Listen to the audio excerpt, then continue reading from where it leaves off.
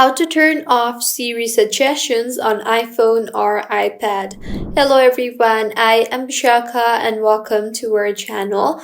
I will take you through the step-by-step process on how to turn off Siri suggestions on iPhone or iPad. Now let's get right into the tutorial. Siri suggestions are on by default for your apps. You can go ahead and turn them off or change the settings at any time.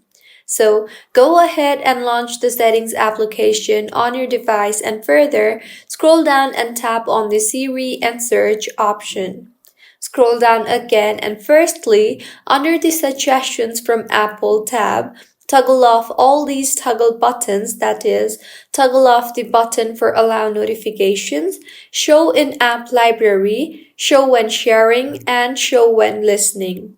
Also, under the Before Searching tab, toggle off the button for Show Suggestions and Show Recents. And now, as you can see, if I open the Search tab in my home screen, the suggestions no longer appears.